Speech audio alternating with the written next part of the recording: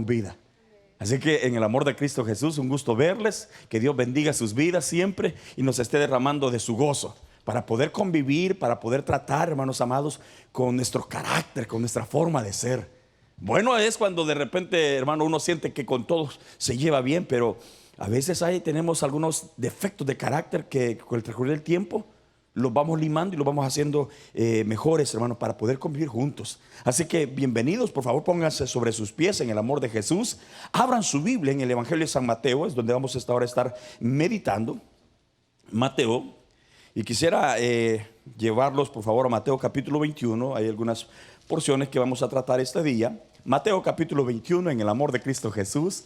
Me alegra poder verle a cada uno de ustedes. Sé que somos bastantes, mas este día estamos los que estamos. Dios bendiga también a aquellos hermanos y amigos que están también pendientes de escuchar el mensaje. Este mensaje por lo general se transmite los días miércoles. Y Dios esté bendiciendo a esos hermanos en el amor de Cristo Jesús. Amén, hermanos. Sea Dios hablando y llenando y fortaleciendo el corazón de sus hijos en el amor de Cristo Jesús. Dese la vuelta, salude a su hermano en el amor del Señor. Si no le ha tenido la oportunidad de saludarlo, véale a la cara y bienvenido. Es una oportunidad preciosa de verle y de estar juntos en esta casa de adoración. Mateo capítulo 21 es donde vamos a estar leyendo. Esta es una porción que nos habla de la gracia de Dios y de cómo este pueblo está, el pueblo de Israel, en algún momento hay un buen grupo de gente que está ciega al no poder ver la condición de sus vidas. Capítulo 21, verso 12, ¿lo tienen? Y entró Jesús en el templo de Dios. Noten que el escritor es específico en hablar que es el templo de Dios. Y entró Jesús en el templo de Dios y echó fuera a todos los que vendían y compraban en el templo, y volcó las mesas de los cambistas y las sillas de los que vendían palomas. Y les dijo: escrito está, mi casa será casa de oración, mi casa de oración será llamada, mas vosotros la habéis hecho cueva de ladrones. Y vinieron a él en el templo ciegos y cojos, y los sanó. Pero los principales sacerdotes y los escribas, viendo las maravillas que hacía, y a los muchos aclamando en el templo y diciendo: Hosana al hijo de David, se indignaron y le dijeron: ¿oyes lo que estos dicen? Y Jesús les dijo: sí. ¿Nunca leíste de la boca de los niños y de los que maman perfeccionaste la alabanza? Y dejándolos, salió fuera de la ciudad a Betania y posó allí. Amén. A mí me gusta toda la porción, pero me gustaría llevarlos a ustedes una vez más al versículo 14 y 15. Vinieron a él en el templo ciegos y cojos, y los sanó. Pero los principales sacerdotes y los escribas, viendo las maravillas que hacía y a los muchachos aclamando en el templo y diciendo: Hosana al hijo de David, se indignaron y le dijeron: ¿oyes lo que dicen estos? Y Jesús le dijo: sí. Amén. Vamos a orar y vamos a pedir al Señor. Pidámosle al Señor que nos hable, que nos ayude, hermanos amados. Que abra nuestro entendimiento, que abra nuestros ojos. Y usted dirá: pastor, ¿que acaso no veo? Pues algunas veces vemos con estos ojos, pero a veces nuestros ojos espirituales a veces están velados. Y necesitamos que nuestros ojos espirituales estén abiertos. Así como esos ojitos lindos que usted tiene están abiertos, también nuestros ojos espirituales deben estar abiertos, hermano. Porque si no están abiertos, hermano, entonces seríamos ciegos. Que las cosas están pasando enfrente de nuestras narices y no mirarlas. Y Dios no pide que seamos ciegos. Dios pide que podamos ver. Amén, hermanos. Así que pidamos al Señor que nos ministre. Amado que estás en los cielos y que está aquí presente, una vez más nos acercamos a su santa presencia, Señor. Gracias por regalarnos la oportunidad de venir a esta casa de adoración, Señor. Gracias por permitirnos respirar, por regalarnos la oportunidad de estar juntos con nuestras hermanas, con nuestros hermanos, con cada pequeño, con cada niño, Señor Jesús. Nos unimos, Padre Santo, para honrarte y para darte la gloria. Te pedimos perdón en nuestros pecados, nuestras transgresiones, y que asimismo extiendas tu mano de misericordia y nos ayudes, nos visites, nos regales el pan de cada día, Señor Jesús, que necesitan nuestras vidas y nuestras casas, y ayudas a tu pueblo con tu gracia. Ahora también te suplico, oh dulce Consolador, que tu palabra llegue al corazón de cada uno. Háblale a mi alma y háblale a cada uno de los que están aquí, como aquellos que han de estar escuchando y viendo este mensaje, Señor. Glorifícate en cada vida, Señor. Rompe toda cadena y trae libertad a tus hijos. Gracias, Espíritu Santo, porque estás aquí. Gracias, Consolador precioso, por mostrar tu amor y tu bondad. Genera los milagros, genera las sanidades, genera la restauración. Trae gozo, trae fuerza, Padre Santo. Aumenta la fe de tu pueblo, de tus hijos, Señor. Y Padre, permíteme escucharte juntamente con este pueblo y escudriñar tu palabra en acción de gracias. A ti el honor, a ti la honra, Señor, por los siglos de los siglos. Glorifícate, papá. A ti, amén y amén, Rey. Gracias. Bendito es Cristo Jesús. Tomen su asiento, por favor, amados y queridas hermanas.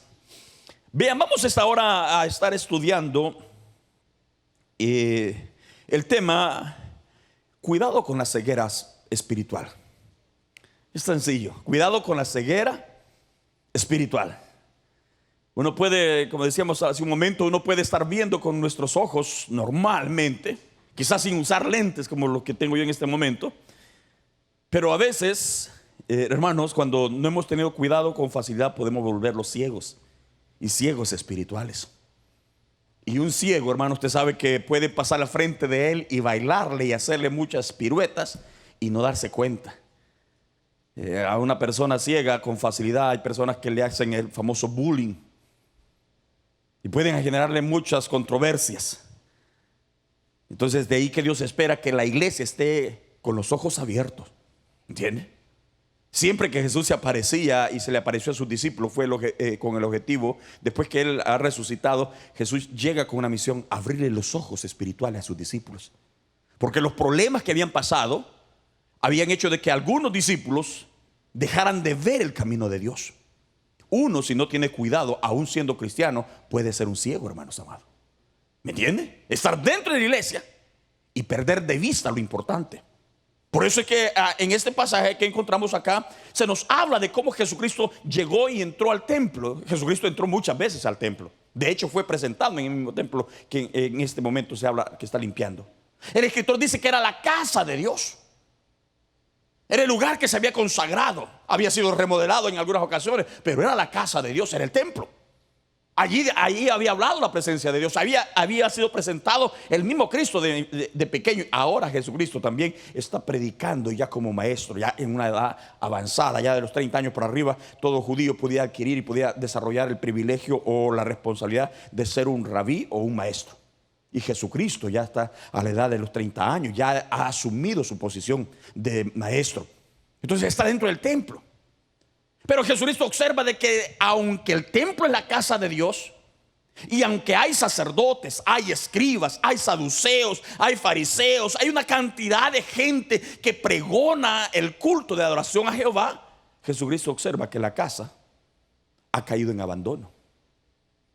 Jesucristo observa que el templo de Dios ha dejado de ser lo que debería haber continuado siendo: un lugar para agarrar descanso, un lugar para agarrar solución a la vida, un lugar para agarrar fe, un lugar para encontrar paz, un lugar para conocer a Dios. Y Jesucristo lo observa, y Jesucristo no omite que dentro de aquel lugar hay gente religiosa. Fíjense que cuando Jesucristo llega, el templo está en su apogeo, está en la cúspide, acaba de ser incluso remodelado con una grandeza grande. Por eso es que los discípulos en algún momento le dijeron a Jesucristo: maestro, mira este templo. Le dijeron: mira sus piedras, mira su arquitectura. Herodes acababa de remodelar el templo. Entonces tenía un esplendor grandioso, más grande que el que se creía que se había hecho anteriormente. Entonces la grandeza era grande, había gente sirviendo allí. Pero cuando Jesús llega, él observa de que hay algo que se ha descuidado. Él observa que aquel templo está lleno de gente, está lleno de gente que pregona, pero que no pueden ver la realidad. Eso a mí me llamaba la atención, porque ¿cómo es posible que aquellos hombres que amaban el templo con tanta fuerza no pudieran ver que el templo no era templo de adoración, sino que era una cueva de ladrones? Si había un grupo que se llamaba saduceos, y hemos venido hablando en algún momento que habiendo grupos, los fariseos era el grupo de gente religiosa que creía en los ángeles, que creían en la resurrección, que creían en los profetas, que creían en los libros de la ley. Era un grupo más abierto. Y estaba el otro grupo que se llamaba los saduceos. Ese grupo de religiosos era grande, era dominante, pero ellos cuidaban mucho el templo. Para ellos el templo era la máxima expresión de la misericordia de Dios, y creían en los profetas. No creían en la resurrección, tampoco creían en los ángeles, pero sí tenían una cualidad, que para ellos era importante el templo. Eso eran los saduceos. Y Jesucristo llega allí y él se queda como con la boca abierta, porque observa de que aunque hay gente que dice amar el templo, y que hay gente que dice amar los 5 libros de la ley y el Torah, no se están dando cuenta que la casa de Dios ya no es casa de Dios, sino que es una cueva de ladrones. ¿Cómo es posible que aquellos hombres que decían amar a Dios, que decían amar el templo, y que aquellos otros hombres que decían amar a Dios, que creían en la resurrección, que creían en los ángeles, que creían en todos los profetas, cómo es posible que no pudieran ver de que el templo ya no era templo, sino que era una cueva de ladrones? Y a mí me sorprendía eso. Yo decía: si yo no tengo cuidado, ¿cómo voy a estar viendo la iglesia? Si yo no tengo cuidado, ¿cómo voy a estar viendo mi casa de adoración? ¿Qué precepto, qué concepto voy a tener yo de la casa cuando de repente, hermano amado, mis ojos puedan cerrarse? ¿Cómo está viendo usted la iglesia? ¿Qué piensa usted de la iglesia? ¿Qué piensa usted de la congregación? Aquellos hombres pensaban de que era un lugar, era el templo divino, era el templo de Dios, era la casa de Dios. Aparece y dice: mira a Jesús, mira qué templo, mira qué hermoso. Y Jesús dice: quiero decirles algo, que no quedará piedra sobre piedra de este lugar, le dijo. Vi de día que esto va a ser destruido. Y entonces Jesucristo, cuando entra al templo, ya como maestro, ya no como una persona que iba a recibir instrucción, porque para que llamaran a Jesucristo maestro, Jesucristo tuvo que haber pasado un periodo de instrucción. ¿Me entienden? No lo iban a llamar maestro por así nomás, solo porque pusiera a predicar. No, él tuvo que haber pasado un periodo de convertirse en un maestro y convertirse en un rabí, en un rabino. No era cualquiera. Entonces cuando Jesucristo entra, Jesucristo observa y él dice: no. ¿Cómo es que Jesucristo pudo percibir eso? Si habían más maestros, habían más rabinos dentro del pueblo de Israel. Acuérdense que, por ejemplo, después de Jesucristo aparece un famoso maestro que instruyó a Pablo, el famoso Gamaliel, ¿se acuerdan? Era un maestro también. Pero ¿cómo es que estos no podían ver de que la casa era una cueva de ladrones? Es que estaban ciegos. Estaban defendiendo algo y estaban ciegos. A ese punto quiero llegar esta hora con ustedes, porque yo no quiero, hermano amado, que en nuestra vida caigamos ciegos también nosotros. Y usted dirá: pastor, ¿qué está hablando? Si tú y yo no tenemos cuidado, en algún momento podemos desarrollar síntomas de ceguera espiritual. En algún momento nuestra vida puede desarrollar esos síntomas. ¿Alguna vez usted ha estado perdiendo la vista así? La vista normal. Cuando uno va llegando a viejo, con todo el respeto, ¿verdad? No me voy a decir: pastor, usted aquí le está tirando, hermano Fernando, no, cuando ya los años van llegando, uno no quiere a veces aceptar de que no mira muy bien, ¿no? Me dijo un hermano, oye hermano, fui al oculista, me dice, y me hicieron el examen. Y en realidad yo decía que estaba viendo bien, hermano, pero estaba mal, me dice. Estaba muy mal. Porque uno, lo que más uno tiene renuencia, por ejemplo, su servidor, es a querer usar estos espejuelos. No siente. Uno al momento uno dice, no. Y uno hace la lucha por querer, hermano, estar leyendo aquí así. Y uno dice, a ver, y solo ve el manchón. Dependiendo de la clase de enfermedad, si es miopía o si es otra clase de enfermedad de los ojos, no trata de hacerle que sí. Y la gente se le queda viendo a uno. Muy pocos queremos aceptar cuando de repente ya no estamos viendo bien. ¿Me entiende?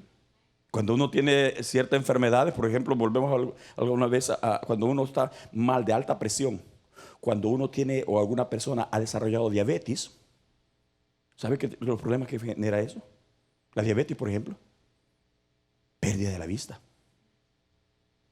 Cuando una persona va desarrollando diabetes, lo primero que empieza a sentir, a experimentar es la pérdida de la vista. Son síntomas, son secuelas. ¿Me entiendes? Y algo otros aspectos más. La alta presión te hace que de repente estés hoy. Entonces fíjense, uno como cristiano, si no tiene cuidado, también puede desarrollar síntomas de ceguera espiritual. Así de sencillo. Entonces ustedes y yo tenemos que trabajar para que eso no nos embargue. Porque a mayor edad, a veces, hermano amado, no se fía que cuando uno está pequeño, cuando uno va a tener, cuando tiene los primeros hijos, uno ahí anda con los hijos, es estricto, es aquí, es allá. Cuando vienen los nietos, se le montan encima a veces. No todos, ¿verdad? Pero algunos, lo que no hizo de joven, lo hacía viejo. Sí. Sí, cuando estaba joven, a sus hijos nunca los cargó a cuchito, decimos nosotros. Ya viejo hasta de caballito sirve. ¿No entiendes? Porque algunas veces es así. Entonces, en la vida espiritual, si no tenemos cuidado, hermano amado, podemos llegar a viejos y quedar ciegos. Pero no ciegos de la vista, sino ciegos espirituales. Son pocos los hombres que han permanecido así, con la vista clara. La Biblia me habla de un hombre, por ejemplo, ¿de quién le puedo decir? De Esaú. No, de Isaac. Isaac, dice la Escritura, que murió ciego. Muy ciego. Pero tenía los ojos espirituales vivitos. No estaba viendo con los ojos carnales. Ya estaba ciego, estaba en la cama. Pero los ojos espirituales los tenía buenísimos. Bueno, es Jacob, perdón. Jacob es el que murió aquí, sí. Y anciano. Los ojos espirituales los tenía tan vivos. Los ojos carnales los tenía ciegos. Llegan sus hijos y le dicen, bendícelos. Y llega José con sus hijos, con sus dos hijos. Y viene Jacob y pone la mano sobre el que no tenía que ponerla. ¿Verdad? Y de repente José se enoja y le dice, no papá, no, ese no es el primero, dijo. Estás bendiciendo al que no es el primero, dijo. Tú tenías que bendecir al primero, dijo. Y Jacob le dijo, quieto muchacho, le dijo. Así va a ser, le dijo. Y sus ojos espirituales están tan buenos que a cada hijo de él, a los 12 hijos, les da una profecía y les dice lo que van a hacer ellos y les dice su futuro. Él puede ver lo que viene para sus hijos porque sus ojos espirituales están abiertos, aunque ya es un anciano y sus ojos carnales se han cerrado. Fíjense lo que sucede. Muchas veces sucede al revés con nosotros los humanos, que los ojos espirituales terminan cerrándose y los ojos carnales bien abiertos. Aquí Jesucristo entra al templo y cuando Jesucristo los ve, Jesucristo es enfático. Y vean lo que dice el verso 13. Y les dijo, escrito está, mi casa será casa de oración será llamada. Y le dice acá, mas vosotros la habéis hecho cueva de ladrones. Y yo decía, Señor mío, ayúdame. Ayúdame porque este es el templo de Dios. Ese es tu templo. Ese cuerpecito que vos tenés es templo de Dios. ¿Saben ustedes? Que en ese cuerpo que ustedes tienen, allí habita la presencia de Dios. ¿Se imaginan que Dios diga: ese templo que vos tenés es cueva de ladrones? ¿Te imaginas? Sería doloroso. Y vos podrías decir: ¿y cómo es que no me he dado cuenta? Es porque a veces nuestros ojos se han cerrado, nuestros ojos espirituales. Fíjense que todos estamos, hermanos, expuestos en algún momento a tener ceguera. Todos. Por eso vean los efectos que aquí aparecen de la ceguera espiritual. Uno no se da cuenta cuando algo está pasando. Uno no se da cuenta de lo que está sucediendo. Esos son efectos de la ceguera espiritual. Uno no se da cuenta cuando hemos perdido la santidad. Uno no se da cuenta a veces cuando de repente solo es bulla y no hay pureza. Es más, uno no se da cuenta cuando de repente uno ha quedado solamente desarrollando un servicio sin haber tenido ya la unción de la presencia de Dios. ¿Se acuerdan ustedes de Sansón? Sansón jugó tanto con Dalila y de repente Sansón pensaba que el espíritu siempre estaba con él. Pero llegó un momento que le dijeron: Sansón, los filisteos. Y Sansón quiso reaccionar y ya no pudo. Ya no pudo porque había perdido todo. ¿Están aquí, hermanos? Entonces fíjense que uno debe de pedirle al Señor, y debemos de pedirle al Señor que nos ayude. Porque esto no es de no solamente a uno. No, hermano, usted puede decir: ah, sí, fulano, pastor, ah, sí, venga. No, esto a todos los cristianos nos puede suceder en más de algún instante de la vida. A todos, sin excepción. Todos podemos llegar en un momento que de repente sintamos que perdimos la vista, perdimos el control. Juan el Bautista, que la Escritura dice que Jesús dijo: no ha nacido un hombre más grande entre medio de los hombres que Juan el Bautista. Pero aún ese mismo hombre llamado Juan el Bautista, en un determinado momento empezó a sentir síntomas de ceguera espiritual. ¿Se acuerdan? Y estando en la cárcel, dice la Escritura que él de repente empezó a sentir el oprobio, empezó a sentir el dolor de estar metido en la cárcel, y se ve la necesidad de llamar a unos discípulos de él y dice: vayan y pregúntenle a Jesús si realmente él es el que había de venir o es el que tenemos que esperar a otro. Ya Juan había bautizado a Jesús, ya Juan lo había presentado como el Cordero Pascual, ya Juan lo había presentado como el prometido. Ahora él está dudando, ahora él está preguntando: ¿será que me equivoqué? ¿Será el mismo? ¿O será que tengo que esperar a otro? Todos en algún momento podemos padecer un síntoma de ceguera. Todos. Ahí es donde ustedes y yo, mire, como dicen los colombianos: pila, papito.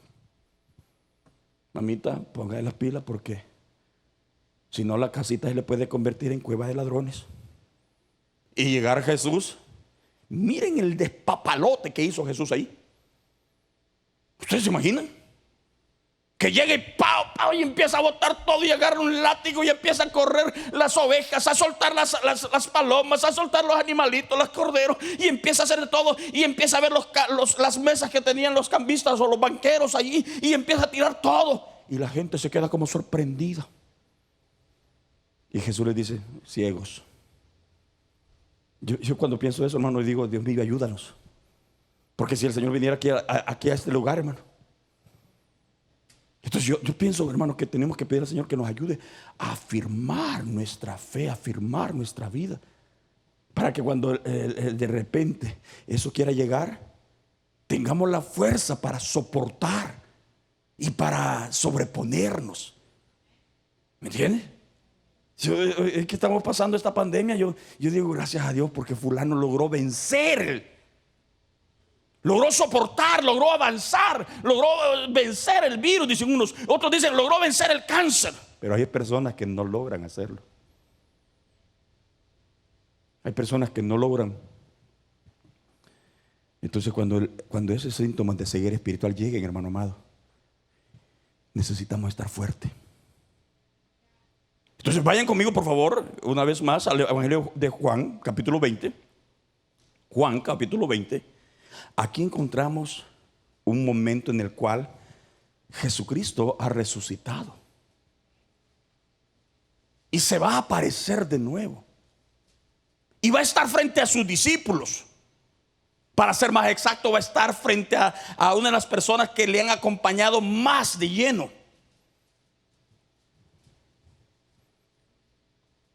Capítulo 20, versículo 11. ¿Lo tienen? Pero María estaba afuera llorando junto al sepulcro. Y mientras lloraba, se inclinó para mirar dentro del sepulcro. Y vio a dos ángeles con vestiduras blancas que estaban sentadas, el uno a la cabecera y el otro a los pies, donde el cuerpo de Jesús había sido puesto. Y le dijeron: mujer, ¿por qué lloras? Les dijo: ¿por qué se han llevado a mi Señor? Y no sé dónde le han puesto. Cuando había dicho esto, se volvió y vio ¿a quién? A Jesús, que estaba allí, mas no sabía que era Jesús. ¿Usted se imagina? ¿Acaso Jesús se disfrazó de alguien? Es el mismo Jesús. Es el mismo. Si es más, en algún momento cuando Jesucristo se le aparece a los discípulos, fíjense que llega Jesús y le dice: yo soy el mismo, vengan, tóquenme, mírenme, toquen mis manos, véanme. Es el mismo Jesús. Pero entonces, ¿por qué María no lo reconoce? ¿Cómo es que María no se da cuenta? Si dice la Escritura que María ha madrugado. Dice que María ha conquistado a otras mujeres que le acompañen para ir a buscarlo. Y dice la Escritura que esta María estaba tan agradecida con el Señor Jesús porque le habían sido sacados 7 demonios.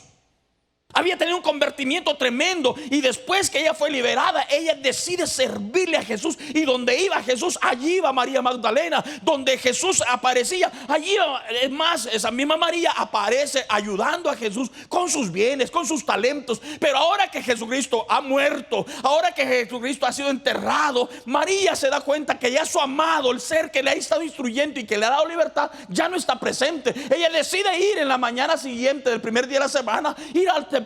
Cuando ella llega, ella no va con sus ojos normales. El dolor que ella lleva es tan fuerte que la hace llorar, que la hace gemir. Dice acá, fíjense si ustedes son curiosos, dice que María estaba afuera llorando. Dice que María todavía no puede asumir la pérdida. Ella está llorando.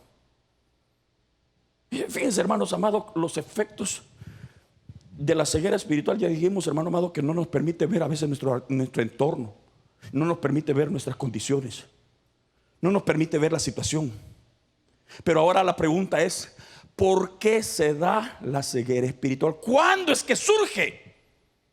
¿Cuándo es que yo puedo quedar? ¿Cuándo es que de repente los síntomas se pueden desarrollar en mi vida? Alguien pregunta: el pastor o hermano Fernando, ¿y cuándo es que surge la diabetes? Pues dicen que algunas veces yo he encontrado personas que son bastante gorditas y no tienen diabetes. Pero he encontrado algunos que somos bastante gorditos y tenemos alta presión y tenemos síntomas de prediabetes. Que el Señor reprenda eso, ¿verdad? Pero Dios lo puede reprender, pero si uno no hace cambios, ¿verdad? Porque a veces uno puede decirle: Señor, sananos, Señor, sananos, Señor, y seguir comiendo como loco, ¿verdad? Pegarse sus buenas almorzadas y todo, y venir al culto con el cansancio que decimos a veces, ¿verdad? Y después estar orando porque Dios le quite la alta presión y le quite la diabetes. Allí no hay bendición, hermano, no hay respuesta. Pero ¿por qué surge? Y algunos dicen: miren, a veces la gordura genera alta presión y genera también diabetes. A veces los sustos también pueden generar diabetes. Y podríamos hablar de muchas cosas así, ¿no? Pero ¿qué nos genera la ceguera espiritual? ¿Saben qué nos puede generar ceguera espiritual? Cuando ustedes y yo dejamos de poner la mirada en Dios y de repente las circunstancias que están moviéndose se apoderan de nuestro corazón.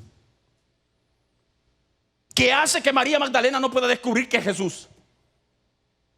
Y usted dice, no, es que Jesús. No, lo que sucede es que María Magdalena, el dolor que está experimentando, la ha hecho perder su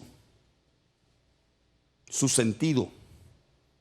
¿Viste ustedes? Yo he encontrado por lo general en el área hispana, cuando de repente alguien muere, le dicen, y ya le dieron medicina a fulano. Denle medicina a la hija porque le acaba de morir la mamá y ella la amaba tanto y está como desesperada, no puede ver. No puede entender. ¿Se ve usted? Yo he encontrado personas y he estado en algunos momentos funerales, hermanos, que hay personas que quieren meterse al hoyo, a la tumba. Y dicen, entiérrenme a mí. Y uno dice, ¿a dónde se le ocurre eso? Porque en la mente sana uno no va a decir, entiérrenme vivo. Pero ¿cómo se le cruza eso en la mente a uno? Porque el dolor se enraizó, se acomodó dentro de nuestro corazón. Ahora vean ustedes a María. María de repente, dice acá la escritura, dice que está llorando afuera y mientras lloraba se inclinó adentro. ¿Cuánto tiempo pasó llorando? No lo sabemos. Podríamos hacer un examen exegético de todito lo que pasó y compararlo con los demás evangelios que dan descripciones de lo que ha sucedido, pero el tiempo no nos ajusta. Pero sí se nos dice que estuvo llorando mucho tiempo. Entonces el dolor que María ha experimentado la llevó a olvidarse de la palabra, la llevó a olvidarse de las promesas, la llevó a olvidarse de quién realmente es Jesús. Y empezó a pensar como cualquier mujer. ¿Ustedes se imaginan cómo la ceguera espiritual estaba dominando? ¿Cuántas veces ustedes y yo, hermanos amados, las circunstancias de la vida se han enraizado en nuestro corazón y se nos ha olvidado que somos cristianos? Y se nos ha olvidado ver la mano de Dios y se nos ha olvidado la palabra de Dios y hemos dejado de pensar y de ver como cristianos porque las circunstancias que están alrededor se han apoderado. ¿Se acuerdan ustedes de la ceguera espiritual de Pedro cuando de repente negó a Jesucristo? Una mujer dijo, este estaba con él. Y él dijo, no. ¿Por qué se acobardó Pedro allí? Porque el miedo, el temor lo hizo ser ciego. Ya no vio allí que estaba comiéndose la palabra. Entonces noten ustedes, hermanos amados, que cuando la ceguera empieza a tomar control de nuestra vida, perdemos la visión de la realidad espiritual, de lo que realmente profesamos. Y esta mujer, dice la escritura acá, que está allí y no puede ver a Jesús, no puede reconocerlo. Y a mí me llamaba la atención porque estando allí, dice la escritura, que vio a los ángeles. Y verso 13 dice que los ángeles dijeron, ¿por qué lloras, mujer? Y ella le dijo, porque se han llevado a mi Señor y no sé dónde le han puesto. Cuando había dicho esto, se volvió y vio a Jesús que estaba allí, mas no sabía. Y miren, Jesús le dice, yo me imagino a Jesús. Jesús le dice, miren el verso 15, 15. Jesús le dijo, mujer, ¿por qué lloras? ¿A quién buscas? Mire, ella pensando que era ¿quién? Dice, el hortelano, el que cuidaba el jardín. Acuérdense que donde Jesucristo fue enterrado fue un cementerio que era cuidado y que de una u otra manera era un cementerio que tenía algunas tumbas nuevas donde se enterraban gente de prestigio. Entonces era lógico que hubiera alguien que cuidara el cementerio. De hecho, aún en este tiempo, si usted va al cementerio general de Jerusalén, usted va a encontrar que es un lugar muy cuidado, pero muy cuidado, aunque es el cementerio prácticamente municipal. Pero ellos lo cuidan mucho porque ellos saben de que un día aparecerá Jehová y levantará a los escogidos. Entonces ellos cuidan ahí las tumbas y todo. Entonces cuando María observa, Jesús le está hablando con ella y le dice, dígame dónde lo han puesto. Ella no puede reconocerlo. Tanto es el dolor, tanta es la situación que uno puede, mire, hermano amado, las circunstancias, si dejamos que se enraizan en nuestro corazón, podemos dejar de ver la voluntad de Dios. ¿Se acuerdan ustedes de Noemí? Miren, ven conmigo al libro de Ruth. Libro de Ruth, búsquenlo por favor. Ruth. Este es un libro que nos habla de la gracia, de la bondad de Dios, de la misericordia de Dios. Capítulo 1. Y me gusta ver cómo Dios está obrando allí, cómo está manifestando su bondad allí. Cuando uno piensa en esa gracia, uno dice, Dios santo, y nosotros como pueblo, como hijos de Él, ¿cuál es nuestra condición? A veces las situaciones que estamos pasando nos hacen que nosotros sintamos que hay tanto dolor, que hay tanta angustia, y eso nos hace que a veces perdamos de vista la bondad de Dios. Ruth, capítulo 1. Y vean lo que dice el versículo 20. ¿Lo tienen? Fíjense lo que dice allí. Y ella les respondía: no me llaméis Noemí, sino llamadme Mara, porque en grande amargura me ha puesto el Todopoderoso.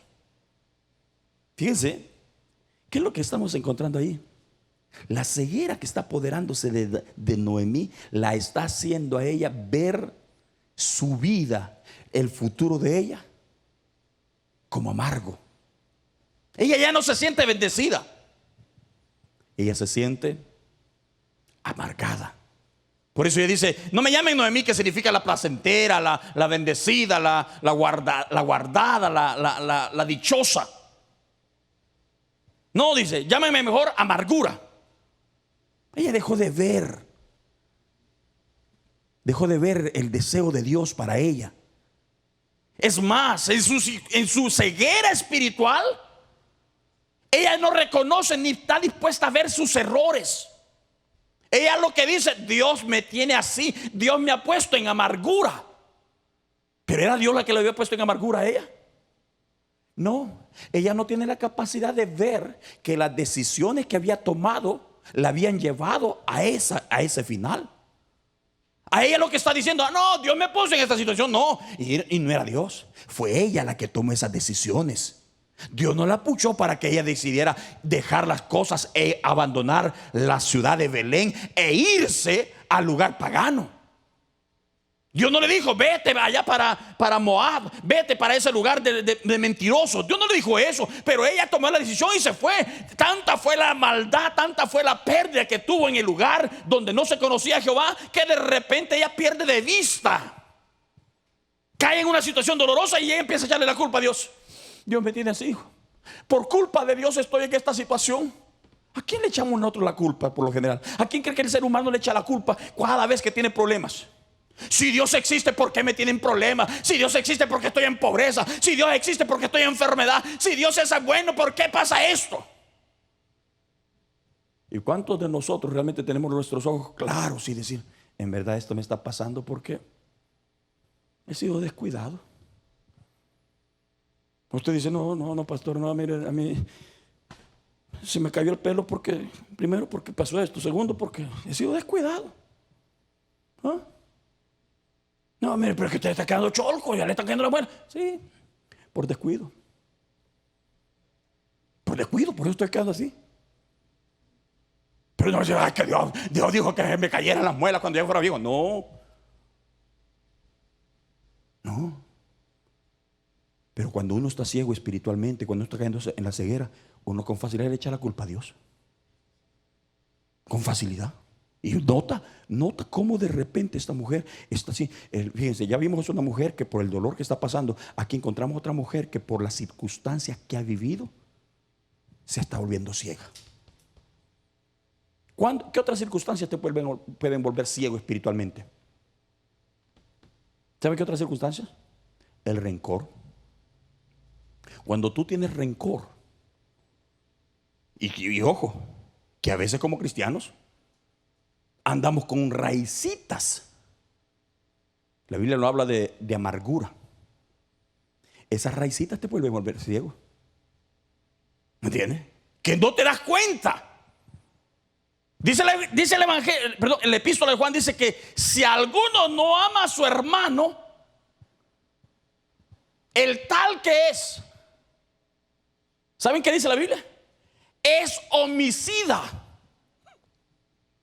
¿Usted se imagina? Y usted dirá, pastor, o sea que yo tengo que amar a todos, aún a los que me han hecho daño, a los que me critican. Sí, esa es la palabra de Dios y Dios me manda que le obedezca y que lo ame. Pero uno dice, pero es que yo no puedo ser hipócrita. ¿Cómo le voy a decir a este que te amo? Si yo sé que él me ha hecho muchas cosas, me ha hablado mal de mí, me es cuchillo y todo, y Dios me está diciendo que lo ame. No puedo. No, es que Dios te pide que lo... Ok, hermano, Dios te bendiga. Y el diablo te puede decir, sos hipócrita, porque en realidad vos no estás sintiendo que lo amás. Pero allí es donde tú tienes que aprender a hacer las cosas. Ya no porque sentís algo, sino porque sabes cuál es lo correcto. Porque si no lo haces, esa raicita de rencor, de dolor, te puede volver ciego. ¿Están conmigo? Entonces, vean, hermano amado, hay cositas que nosotros tenemos que ir librándonos, tratando de quitarlo. ¿Qué otra cosa nos puede hacer volver ciego? Hay muchas cosas. Pero hay unas cosas que son más fuertes, que nos hacen ciegos con más facilidad, que son más dañinos. Como dicen por ahí, hay alimentos que son extremadamente dañinos si usted padece de alta presión. Extremadamente, son un detonador completo. Aunque le gusten las Maruchan, no se las coma porque son altas en potasio y muy altas en carbohidratos, en almidones. Cuidado, dice.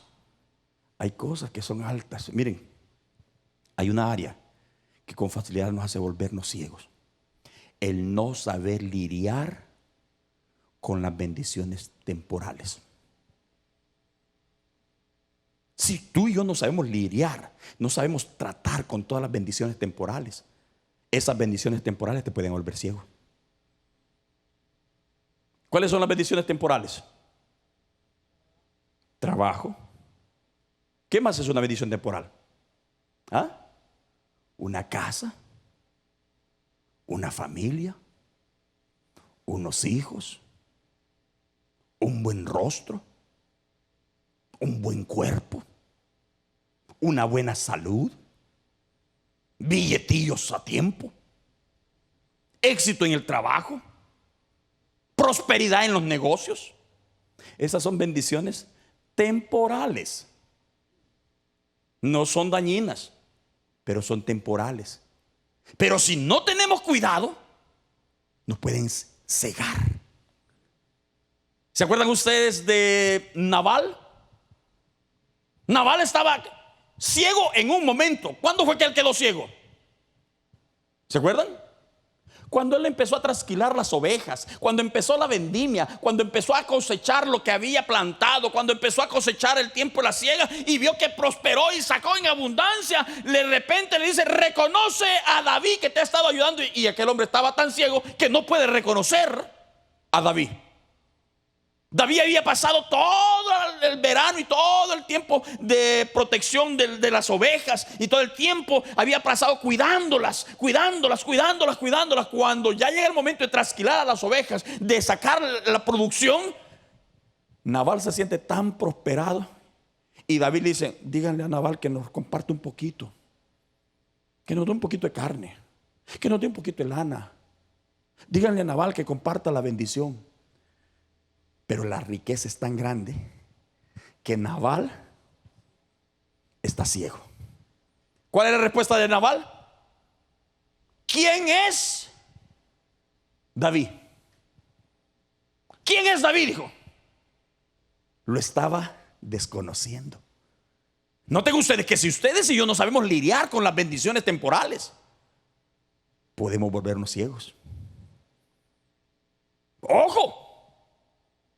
Y ya hablamos de que un ciego espiritual no se da cuenta cuando su casa se ha vuelto cueva de ladrones.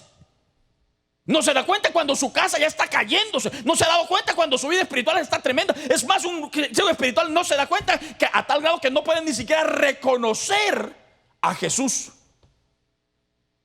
Entonces, vean ustedes a este Nabal. Entonces, cuando yo pensaba en él, dije, Dios santo. O sea que es lindo gozar de las bendiciones, pero si no sé analizarlas, me pueden volver ciego. Y eso no pasa con todos los cristianos. ¿Sabe qué otra área es tremenda? Y es más con otros cristianos. Los cristianos legalistas. Cuando usted es un cristiano legalista que no da su brazo a torcer, que por todo lo anda y anda. ¿Ha visto a esos cristianos que dicen, ay Dios, uy, y usted lo que anda, y lo que anda puesto, y por qué no hace aquí, y por qué no hace esto allá? Y anda todo el tiempo como a la expectativa de todo mundo. No sé si a usted le ha tocado ver a esos cristianos legalistas así, y dice, uy, fui a la Betel y hubieran visto el montón de viejas y mujeres allí y hombres allí, unos con unas falditas, otros hombres allí como que no eran cristianos, y otros aquí y otras allá, unos con aritos, otros pintados, otros sin pintarse, otras enseñando el pecho, otras enseñando aquí, unas con pantalones, otros aquí, esto, y esos, ay Dios, esos van para el infierno, no son cristianos. ¿Conoce usted alguno así? ¿O usted es uno de esos que señala todito? Pero un cristiano legalista tiene un problema. ¿Sabe cuál es el problema del cristiano legalista? Que todo es tan mal como dice la hermana, y él no puede ver su casa. A todos, toditos, dice, eso aquí, eso allá, esto allá. Y él no se da cuenta que nunca pega un paso. Él no se da cuenta que está en la vil calle. Por eso Jesucristo a ese tipo de ciego espiritual, ¿sabe qué le dijo? Ciegos, guías de ciegos, le dijo. Al mismo hoyo van a parar, dijo. ¿Saben qué? Son tan hipócritas, les dijo, que ustedes cuelan el camello, dijo, y se tragan el zancudo. Son tremendos, dijo. Entonces, cuando usted y yo caemos en el legalismo, cuidado. Porque nos ocupamos de ocupar un dedo para señalar al montón y los demás señalándonos a nosotros mismos. Entonces, hermanos amados, uno se pregunta, hermano, ¿y cuando Judas negó al Señor Jesús? Es que qué tremendo fue el final de Judas, ¿no? Pero ¿saben qué era Judas? Judas era un legalista. Judas deseaba que Jesucristo se actuara. Judas deseaba que Jesucristo respondiera. Judas deseaba que Jesucristo pusiera el reino ya.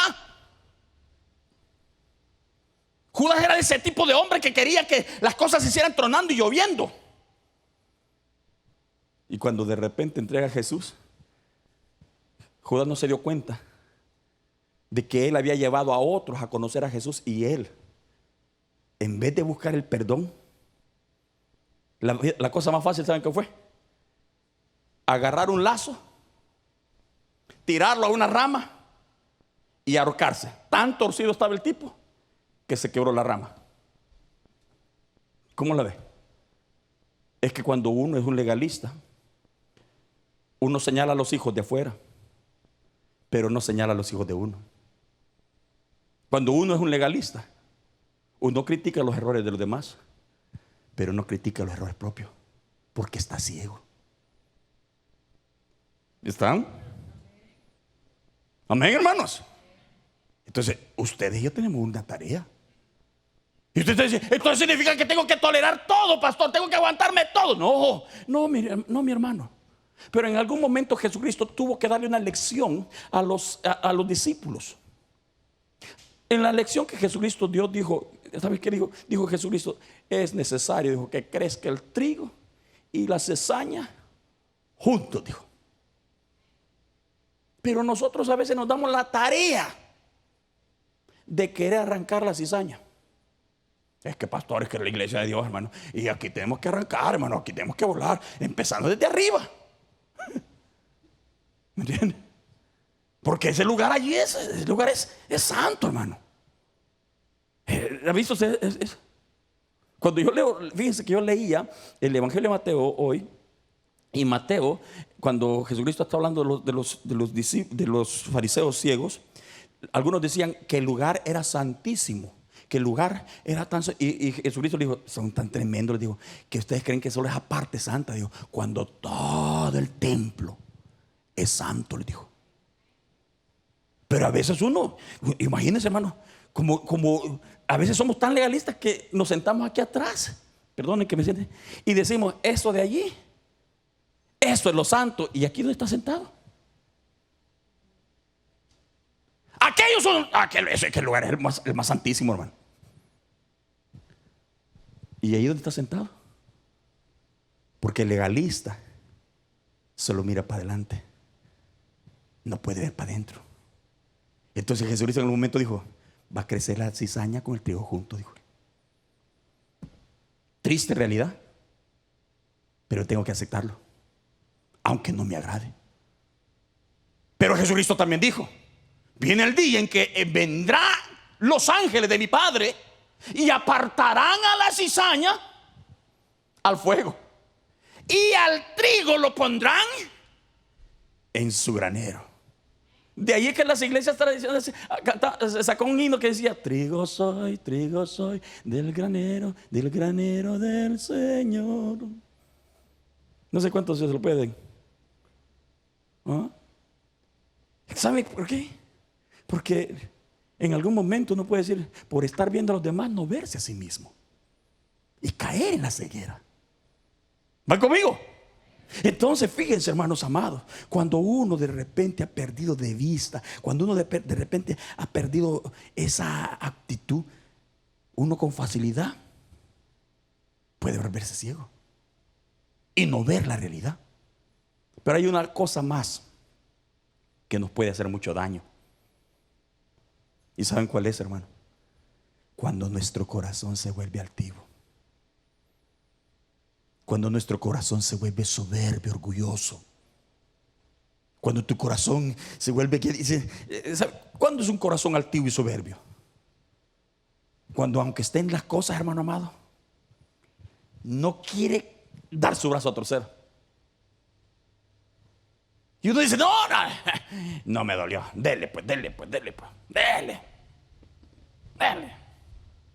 Pégueme que, usted dele más duro. Pero hija, hijo, es que mira, te estoy castigando porque vos no obedeces. Dele pues, hombre, así se siente tranquila, dele más duro. Con el corazón soberbio, un corazón duro. Mire, hermano, cuando uno permite que el corazón se llene de orgullo, de soberbia, de altivez, uno no puede ver su realidad. Le puede estar cayendo palo y palo. Y uno no da brazo a torcer. Le pasa la del borracho, que menciona ahí en el libro de Proverbios, que se va a parrandear, a pistear, a hacer de todo, y cuando llega a la casa está la mujer esperándolo, diciéndole, ¿qué pasó contigo? Te gastaste todo el dinero, mira cómo venís, todo moreteado, todo malhumorado, dándole duro a los muchachos, abusando. Ahí venís, y de repente el hombre dice, sí. En la mañana siguiente le dice, mira qué desgracia, cómo estás. Y el hombre dice, no me dolió, voy por otra. Corazón soberbio. Cuando tu corazón se ha llenado de orgullo y vos decís, antes muerta que sencilla, que no vean que estoy muriéndome, que no vean que estoy en una situación dolorosa, que no vean que estoy en una situación tremenda, no. Y tratás de aparentar y tratás de hacer las cosas, hermano amado, a tu manera. Dios va a querer hablarte, pero uno está ciego, tan ciego, que de repente no puede ver la realidad. No la puede ver. ¿Cuándo uno viene a darse cuenta de eso? ¿Se ha fijado usted a la gente que le dice, mira, andas tomado, hombre, no manejes? ¿Se ha fijado una característica del borracho? El borracho tiene una cualidad. El borracho nunca acepta que está borracho. Valga la redundancia. No, ¿qué va a creer? Si yo antes, yo soy bueno, mira, la fulana es que como una se emborracha con una cerveza, está borracha. Y yo, no, hombre, yo me echo el 12, el 24, el 48, la caja completa, y a mí no me hacen nada. No, mira, no manejes, que vos ya no manejes. No, si yo manejo recto, dice, y aunque vaya curveando, y aunque vaya tocando las aceras, El borracho nunca acepta. Lo baja el policía y le dice: a ver, papito, que usted va a... No, le dice: no. Usted es que usted venía manejando mal y se notó, y veníamos observando que usted ha tomado demasiado. No, yo no he tomado. Bueno, ¿cómo no me he tomado? A ver, bájese. Si no le quieren hacer la prueba de alcohol, bájese, caminen en esa línea amarilla. Oh, sí, hombre, le dice. Se atreve a caminar. Se atreve. Porque está ciego. Pues así pasa cuando nuestra vida se ha llenado de ceguera espiritual.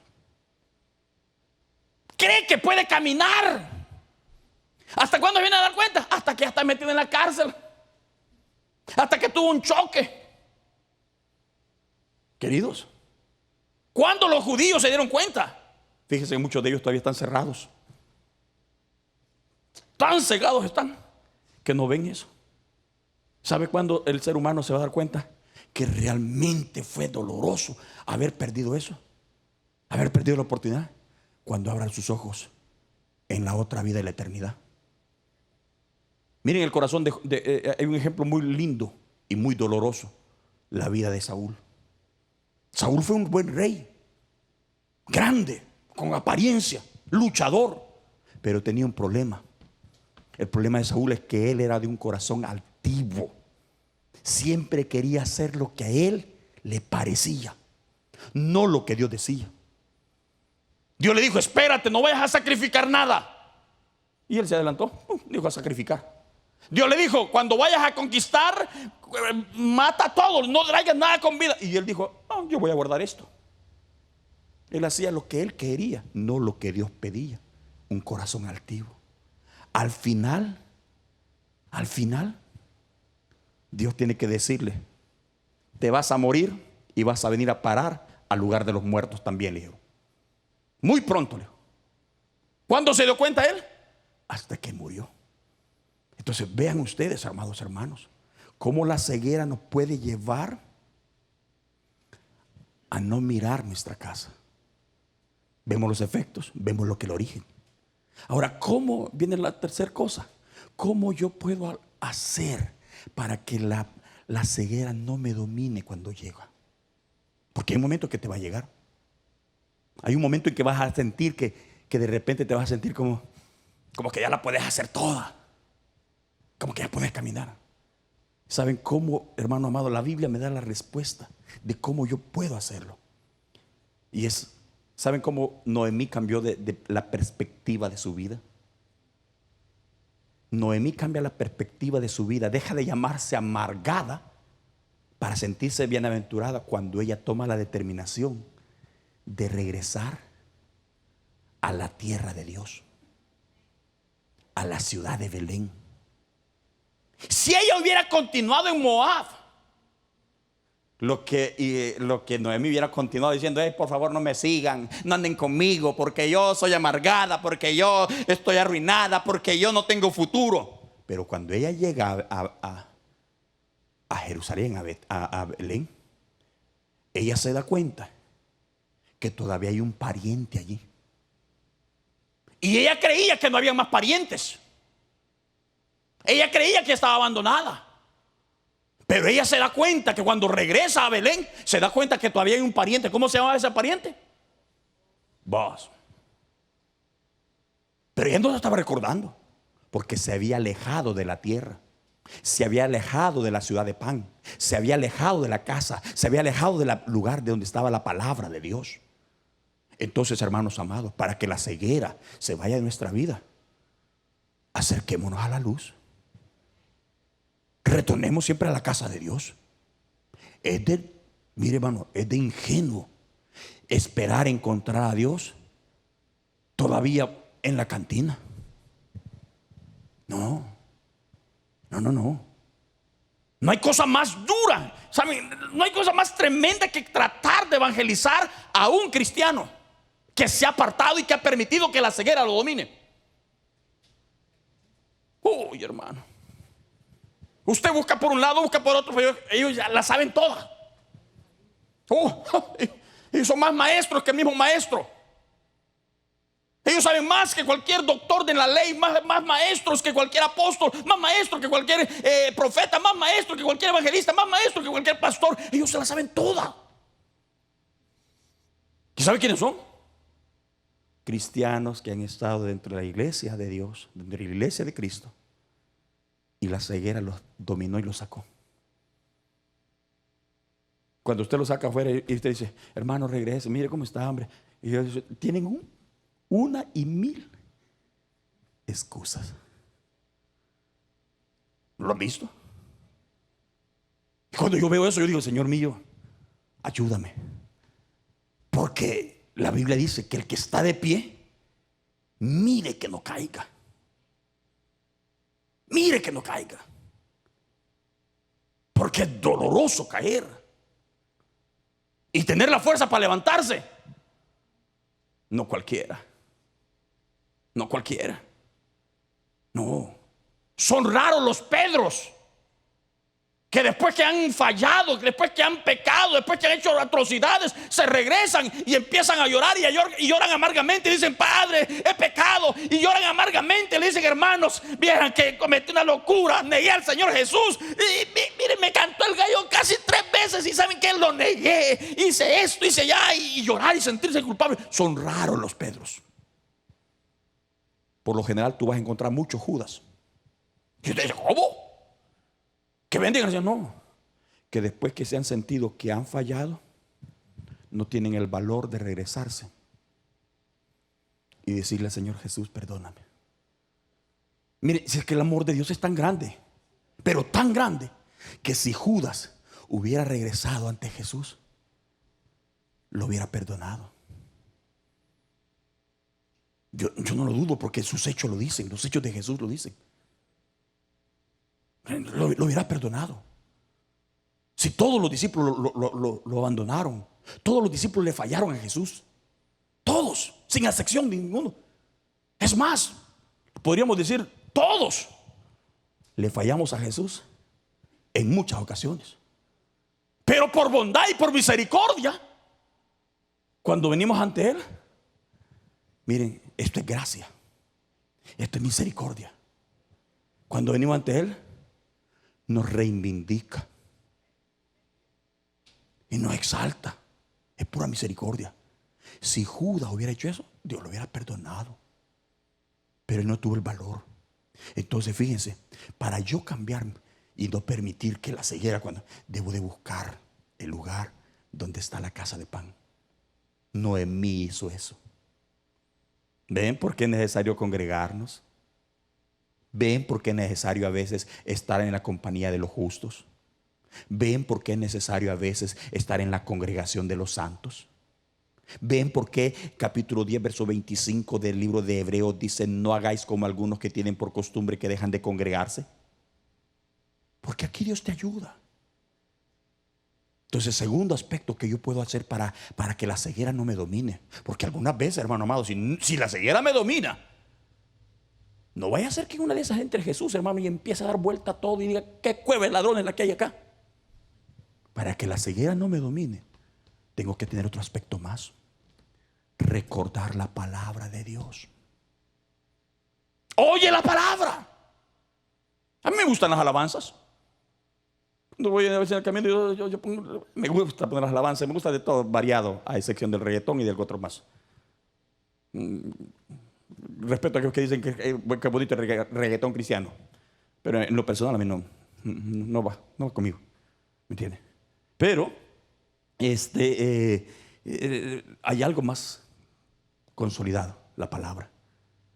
La palabra te está dando dirección continuamente. Entonces, ya hablamos, primer aspecto que yo tengo para poder vencer la ceguera espiritual: venga a la casa de Dios, júntese con los que alaban a Dios. No, deje de estar pensando, pero es que ahí llega fulano, ahí llega mengano. Mire, hermano amado, si la iglesia es como un hospital, unos pasamos cuarentena de 40 días y otros pasamos cuarentena de 80 días, si es que existe así, y otros de 120 días y otros lo echamos meses adentro. ¿Y así? Y uno a veces desarrolla una y desarrolla otra enfermedad y otra enfermedad. Esa es la iglesia. Si es que la iglesia está compuesta, hermano amado, solamente por gente que ha hallado gracia. Ustedes y yo somos salvos, tenemos la misericordia de Dios, no por nuestras obras, sino por la gracia de Dios. Usted es un hijo de Dios, una hija de Dios, no porque usted y yo lo merezcamos, hermano amado, no. Si la palabra y nuestras acciones dicen que las obras de nosotros son como trapo de inmundicia. ¿Me entiende? Entonces usted y yo somos salvos por pura gracia. Entonces estábamos hablando de que tenemos que aprender a recordar la palabra, a tenerla en mente. Pero hay un tercer aspecto: disposición a obedecer. Porque usted puede estar enfermo, yo puedo estar enfermo, y el médico me puede decir: mire, usted tiene que tomarse una pastillita todos los días de esta, ¿ok? Todos los días, temprano, ¿ok? Le digo por experiencia. Me dijeron: tómese una pastilla todos los días. Y no se la tome en la noche, tómese en la mañana cuando se levanta. Para cuando ya llegue el mediodía, usted no ande tan malhumorado, no ande tan colérico. Es la pastillita de la alta presión. A menos que usted se ponga en plan de dieta y haga estos ejercicios y haga y esto. Hasta entonces usted dejará. Pero si no lo hace, tómesela. Llego un día a hacer el examen físico y le digo: aquí vengo, que vengo. Y no me había tomado la pastilla. Y me dice: uy, no, me dijo, si usted anda, la presión arterial le anda elevada, me dijo, mire, me dijo, la anda 148, me dijo. Y la otra la anda 99, me dijo, usted ya le va a dar un ataque, me dijo. Y este me dijo: mire, ¿y qué pasó? ¿No tomó la pastilla? No, porque como me dijiste que viniera en ayunas, le dije. No, me dijo, no sea así, me dijo. Eso me lo dijo un doctor. No sea así, me dijo. Esa pastilla usted la puede tomar en ayunas, comido o no comido, pero en la mañana, me dijo. Preferible que lo tome con comida, pero si no le pone, pues tómela así nomás, me dijo. Porque si no, nunca va a curar, me dijo. ¿Ve? La obediencia. Tú puedes oír la palabra, tú puedes venir a la casa de Dios, pero si no obedecemos, what's going on? Siempre seríamos ciegos. Entonces por eso es que Dios nos habla a tiempo, hermanos amados. Dios nos habla a tiempo. ¿Sabe por qué? Porque cuando ustedes y yo tenemos los ojos espirituales abiertos, miren qué bonito, hermano. Uno con facilidad puede ver lo que está alrededor. Usted con facilidad puede decir: no, eso no está correcto. No. Usted con facilidad puede decir: no lo voy a hacer, no. Cuando sus ojos se van abriendo. Pero cuando están cerrados, dice el libro por ahí, va como becerrito al matadero. Entonces que Dios nos ayude, hermanos amados. Amén, hermano. Que el Espíritu Santo guíe su iglesia. Porque cuando una iglesia está con los ojos espirituales abiertos, esa iglesia tendrá vida, tendrá fuego. Cuando un cristiano está con los ojos abiertos, ese cristiano no podrá estar quieto, tendrá movimiento. Pero cuando uno ya está con los ojos cerrados, hermano, espiritualmente, hermano amado, estarán haciendo negocio y como que sin nada. Entonces oremos porque el Señor nos ayude y porque envíen bendición a esta congregación. Amén. Póngase de pie, por favor. Bendito Señor que estás.